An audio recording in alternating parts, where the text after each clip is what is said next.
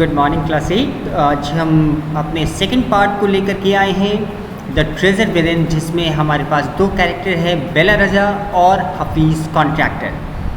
तो कल हम लोगों ने बेला रज़ा और हफीज़ कॉन्ट्रैक्टर के बीच में कुछ बातें देखी कि हफीज़ किस प्रकार से अपने बचपन में बिल्कुल पढ़ने लिखने से उनको मतलब नहीं था, सिर्फ स्पोर्ट्स, उनको मार का भी डर नहीं। लेकिन एक दिन उनके प्रिंसिपल ने उनको कुछ कहा और वहाँ से उनकी ज़िंदगी बदल गई। तो अब देखते हैं उसके सेकंड पार्ट ऑफ इंटरव्यू में क्या है। बेला पूछती है, how did you get into the field of architecture? आप आर्किटेक्चर की फील्ड में कैसे आ गए?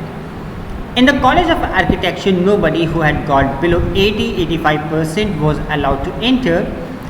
I had only 50%.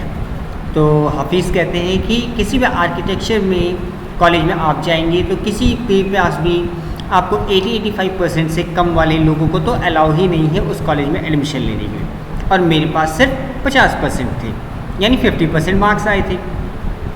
I wanted to join the army. I got my admission letter but my aunt tore it up. Then I decided that I wanted to join the police force.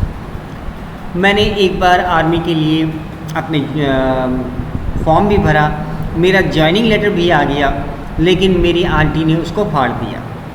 और उसके बाद मैंने decide किया कि मैं police force join करूँगा। पुराने ज़माने में ऐसा होता था कि डिफेंस वगैरह में भेजने के लिए घर वाले थोड़ा परेशान होते थे कि बॉर्डर पे जाएंगे, गोलियाँ चलेंगी और मर जाएंगे, इसलिए लोग जाने नहीं देते थे।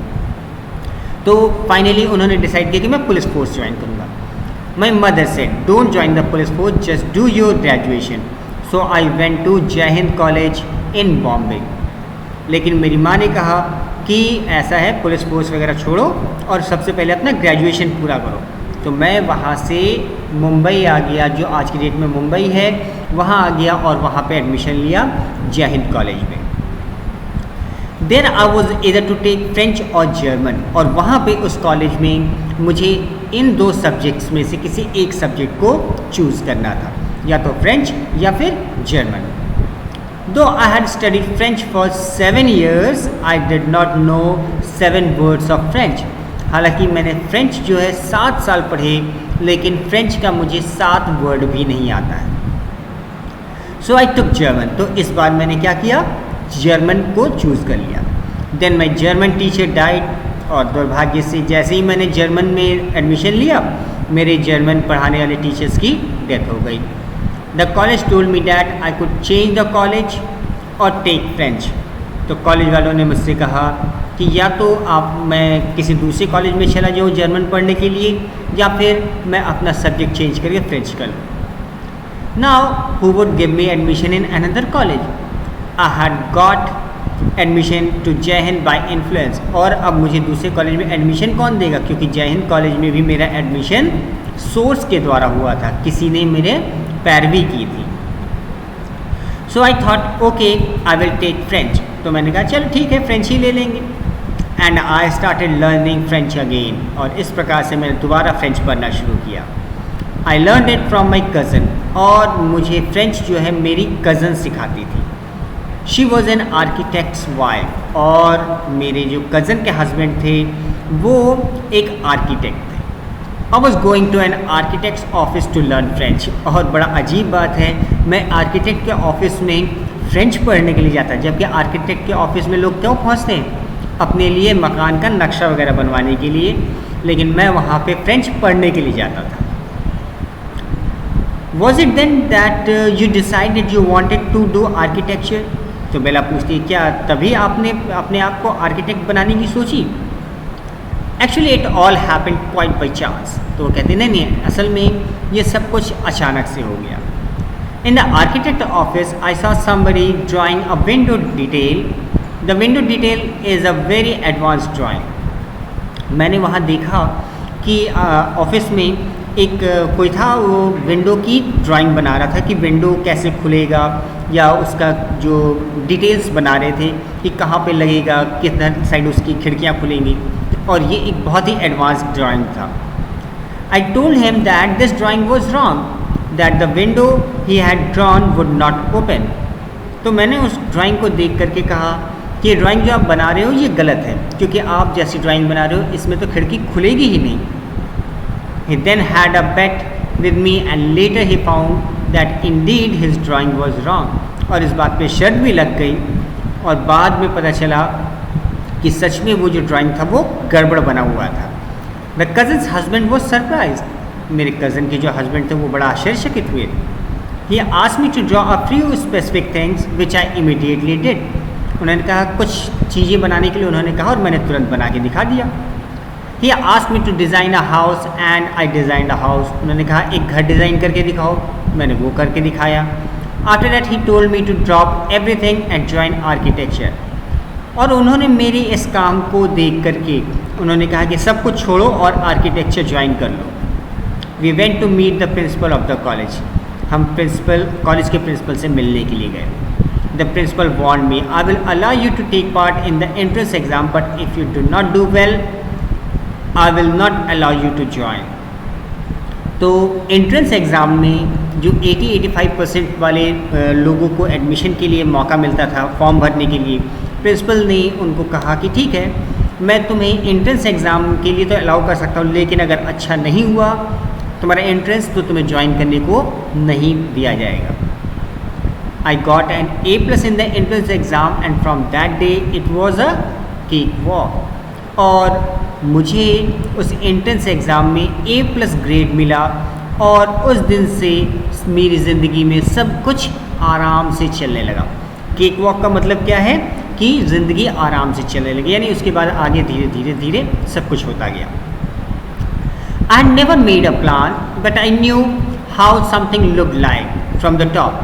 मैंने कभी किसी चीज़ के लिए प्लान नहीं बनाया, पर मुझे ये पता है कि कोई भी चीज़ को अगर हम ऊपर से देखेंगे तो वो कैसा दिखेगा.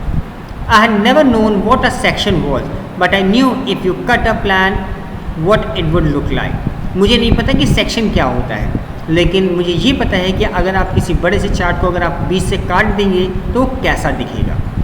I stood first, class first throughout after that. और उस दिन से आज तक मैं हमेशा क्लास में फर्स्ट आता रहा.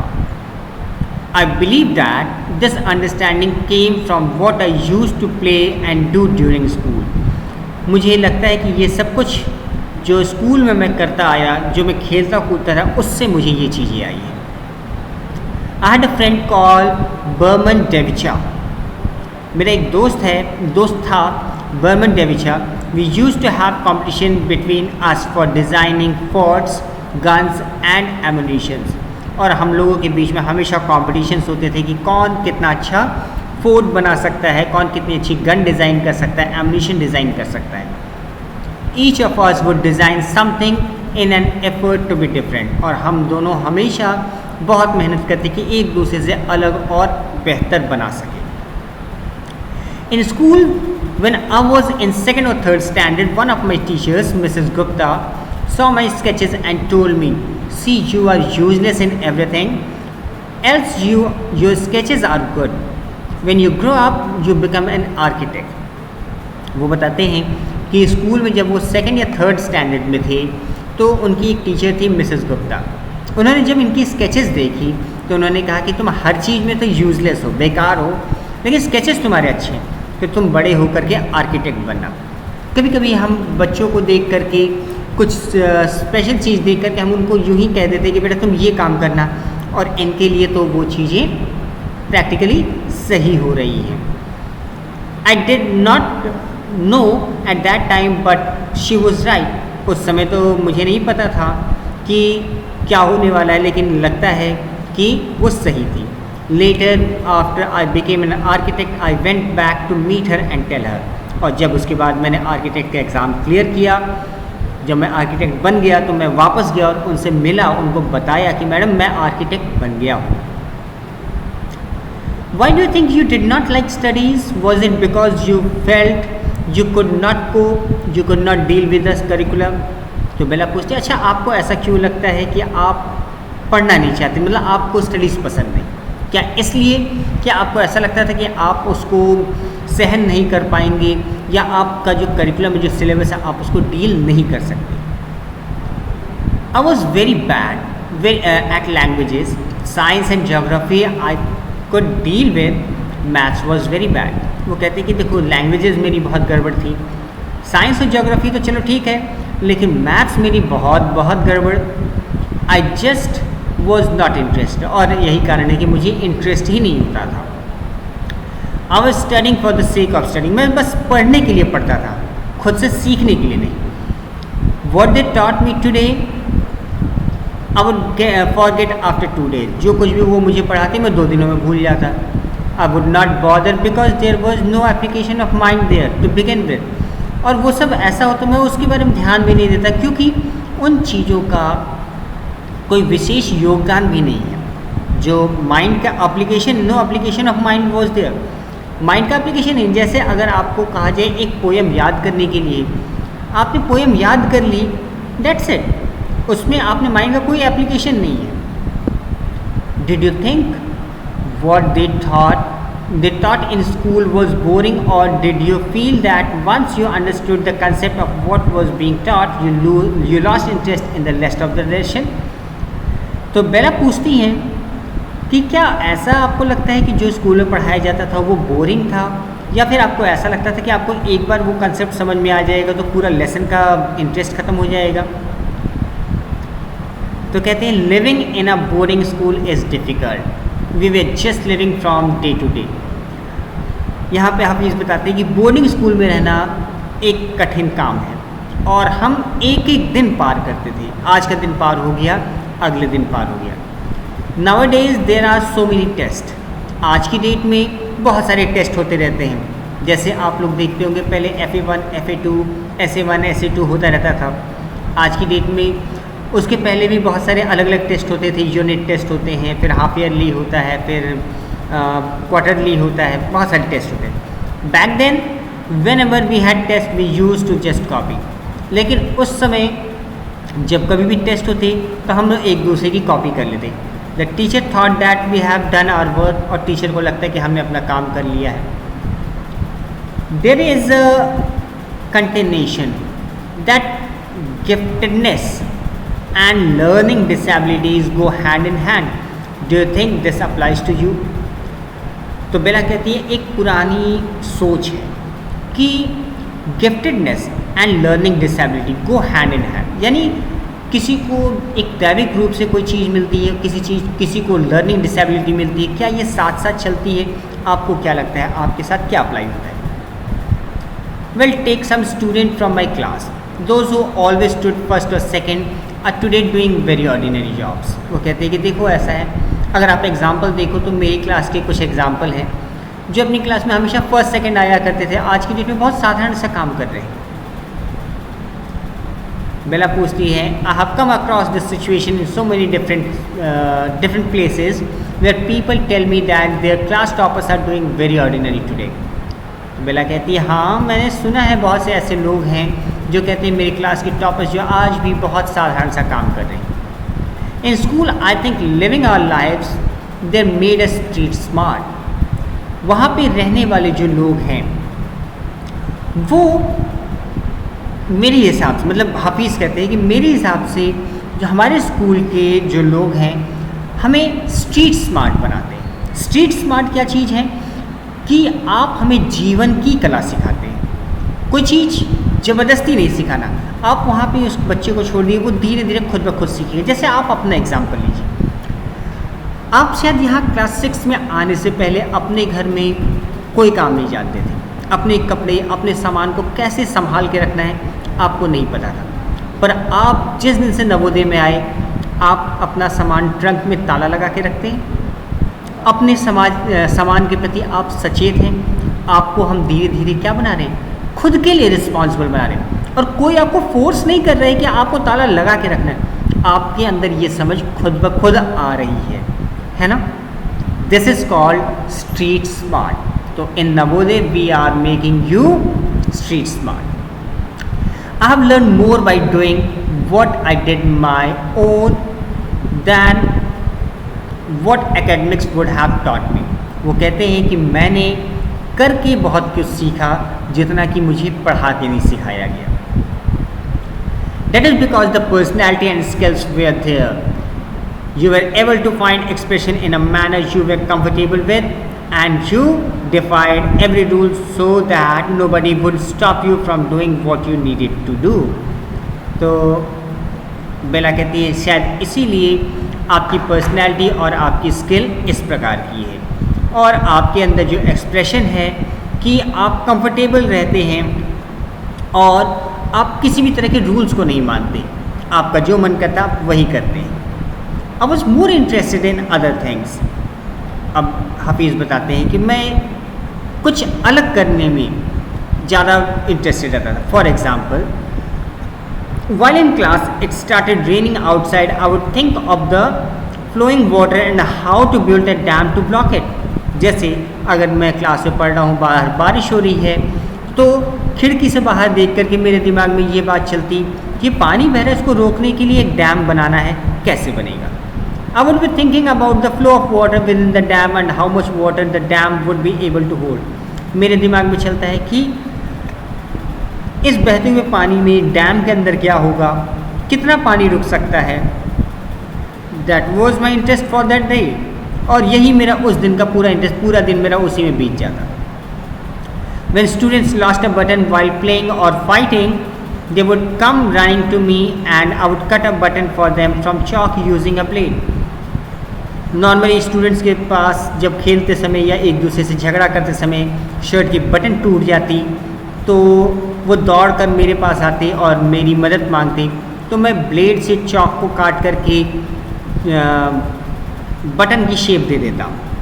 Discipline in the school was very important and no student could afford to have a button missing. हमारे स्कूल में डिसिप्लिन बहुत इंपॉर्टेंट था, और किसी बच्चे की शर्ट की बटन गायब हो ये तो बर्दाश्त ही नहीं हो सकता था. The student would get pass dinner with full neat uniform and after that it did not matter. हमारे स्टूडेंट्स जो होते थे इनको डिनर में बिल्कुल साफ़ सुथरे कपड़े पहन के आना होता था, और उसके बाद आप रूम में जाके क्या करोगे इससे कोई मतलब नहीं. बेला पूछती, coming to the present, how do you decide as to what kind of structure you want to give a client. Bela पूछते, अच्छा चलिए आज बात करते हैं आज के बारे में, पास छोड़िए. आपको कैसे पता होता है कि सामने वाला व्यक्ति को आपको किस प्रकार का स्ट्रक्चर देना है, मतलब किस प्रकार के डिज़ाइंस देने हैं. I look at the client's face, his clothes, the way he talks and pronounces, the way he eats and I would know what his taste would be like. वो कहता है मैं अपनी क्लाइंट से बात करता हूँ, उसके चेहरे को देखता हूँ, उसके कपड़े देखता हूँ, बात करने का ढंग, वो कैसे बात करता है, कैसे किसी बात को उच्चारण करता है, वो कैसे खाना खाता है, तो इससे अंदाज़ा मिलता है वो आदमी कैसा होगा, यानी उसको किस प्रकार की चीज़ें पसंद होगी. I can relate to people in a way that would be comfortable. और मैं इस प्रकार से उस आदमी को उस डिज़ाइन से रिलेट करता हूँ कि किस प्रकार के डिज़ाइन इनको पसंद होंगे. I sketch very spontaneously on a paper on the spot. That paper I give to my people in the office. और वहीं बैठे बैठे मैं एक स्केच लगातार बनाता रहता हूँ जैसे वो बताते रहते हैं, और वो पेपर मैं अपने ऑफिस में लोगों को दे देता हूँ कि इससे रिलेटेड डिज़ाइन हमें बना के दो. Do you do it instinctively. क्या ये आप अपनी इंस्टिंक्ट के द्वारा बनाते हैं, यानी जो हमें कभी कभी महसूस होता है. Call it instinct, call it arithmetic, what ever. तो वो कहती है आप इस हफीज़ कहते हैं आप इसको चाहे इंस्टिंक्ट मान लीजिए या आप इसको अर्थमेटिक मान लीजिए, कुछ भी मान लीजिए. Now it comes to me like mathematics, लेकिन मेरे लिए तो ये मैथमेटिक्स की तरह है. आप लोग सोचेंगे इंस्टिंक्ट क्या चीज़ है. इंस्टिंक्ट मीन्स होता है कि हमारे मन में किसी चीज़ के लिए कभी कभी एक पूर्वानुमान बनता है. जैसे अगर मान लीजिए कभी कभी आपके साथ भी होता होगा, आप जब सामने वाले को देखते हैं तो आपके मन में बात उठती है कि ये बड़ा उदास सा दिख रहा है, लगता है आज इसको इसकी मम्मी ने डांटा है. और आप पूछेंगे तो निश्चित वो बताएगा हाँ आज मम्मी ने मुझे डांटा है. That is called instinct. जब कोई आवाज़ हमारे अंदर से आती है, वो कहते हैं कि आप इसको इंस्टिंक्ट मानिए, अर्थमेटिक मानिए, पर मेरे लिए मैथमेटिक्स है. मैथमेटिक्स कैसे? Putting design, construction, psychology and sociology together and making a sketch from all that is mathematics. इस लाइन को ध्यान रखिएगा. ये वो कहते हैं कि कि मैं डिज़ाइंस बनाता हूँ, कंस्ट्रक्शन बनाता हूँ, साइकोलॉजी, सोशियोलॉजी, इन सब कुछ को मिला करके मैं जो चीज़ तैयार करता हूँ वही मेरे लिए मैथमेटिक्स है। Here we almost come to a full circle where Mr. Contractor had derived his own interpretation of mathematics। और यहाँ पे एक बार हम फिर अपने पूरे एक चक्कर काट करके आ गए हैं, जहाँ पे हमारे कॉन्ट्रैक्टर साहब ने अपना एक इंटरप्रिटेशन दिया है कि what is mathematics. Taking it from a subject he hated to a subject he now loves dealing with. और यहाँ पे हम देख सकते हैं कि एक सब्जेक्ट जिसको वो सबसे ज़्यादा नफरत करते थे वो था क्या, मैथमेटिक्स की, उनको कुछ भी नहीं आता। Now he loves dealing with it, और आज उसी के साथ वो हमेशा डील करते हैं और उससे प्यार करने लगे। सो इस प्रकार से हम आज अपने इस चैप्टर को फिनिश करते हैं। अगली मुलाकात में हम आपको क्वेश्चन आंसर्स देंगे। So till then keep trying and have a nice day.